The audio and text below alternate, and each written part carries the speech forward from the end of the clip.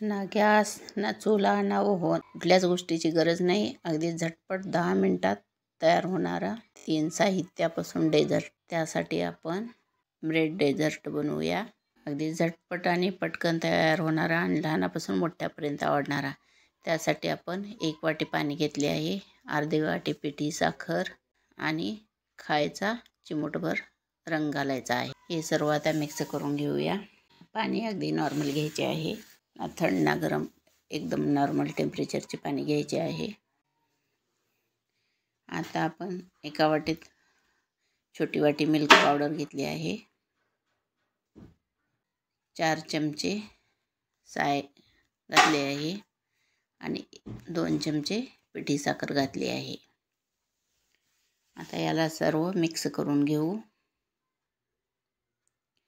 हे चांगले व्यवस्थित मिक्स झाले पाहिजे आणि थोडं घट वाटलं तर किंचित दूध टाकून घ्यायचं. जर घट वाटत नसेल तर दूध घालायचं नाही. थोडं घट वाटतंय, मी थोडं दूध घालून घेतले आहे. आता याच्यात काजू, बदाम, विलायची पावडर टाकली आहे. विलायची आणि जायफळ पावडर आहे. काजू, बदाम, पिस्त्याचे काप टाकून घ्यायचे आहेत. आता हे बदामाचे काप आहेत. आता हे सर्व मिक्स करून घ्यायचं आहे. तुमच्याकडे जे अवेलेबल असेल काजू, बदाम, पिस्ता तुम्ही घालून घेऊ शकता. आता आपण ब्रेड घ्यायचे आहे आणि त्याला ग्लासच्या किंवा वाटीच्या साहाय्याने गोल कट करून घ्यायचे आहे. त्याच्या कडा काढून घ्यायच्या. अशा प्रकारे कट करून घ्यायचे आहे. आता ग्लासच्या साहाय्याने मी सर्व ब्रेड कट करून घेते.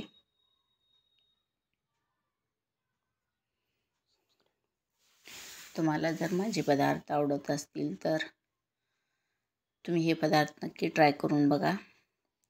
आता या ब्रेडवर हे मिल्कचं मिश्रण बनवलेलं आहे ती लावून घ्यायची आहे. ती सर्व बाजूने व्यवस्थित लागली. दुसरा ब्रेड त्याच्यावर ठेवायचा आणि त्याला थोडे प्रेस करून घ्यायचे आहे. आणि याला आता आपण या कलरमध्ये बुडवून घेऊ चासणीत आणि याला हलक्या हाताने प्रेस करून त्याचे पाणी काढायचे आहे. हे कोकोनट पावडर आहे. यात आपण या ब्रेडला आता घोळवून घेऊ. सर्व बाजूने व्यवस्थित लावून घ्यायचे आहे.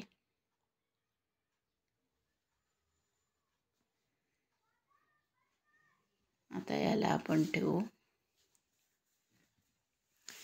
तोपर्यंत आपण दुसरं ब्रेड घेऊन तयार करू. हे मिश्रण सर्व बाजूने लावून झाले की त्याच्यावर दुसरा ब्रेड ठेवू आणि हलका हाताने प्रेस करायचे आहे.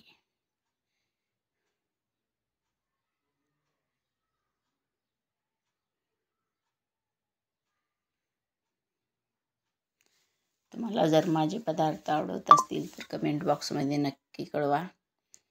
माझ्या चॅनलला सबस्क्राईब करा आणि माझे पदार्थ कसे झाले ते नक्की कळवा. सर्व बाजूने हा खोबऱ्याचा बारीक रेस रेडीमेड भेटतो तो आणायचा आहे आणि याच्यावरून पिस्त्याचे काप टाकून वरून चेरी ठेवायचे. हे लहानापासून मोठ्यापर्यंत सर्वांना आवडतात आणि अगदी झटपट 10 मिनिटात तयार होणारा हा पदार्थ आहे. याच्यासाठी गॅस लागणार नाही, ओव्हन लागणार नाही, काय लागणार नाही. अगोदर पटकन होणारा हा पदार्थ आहे.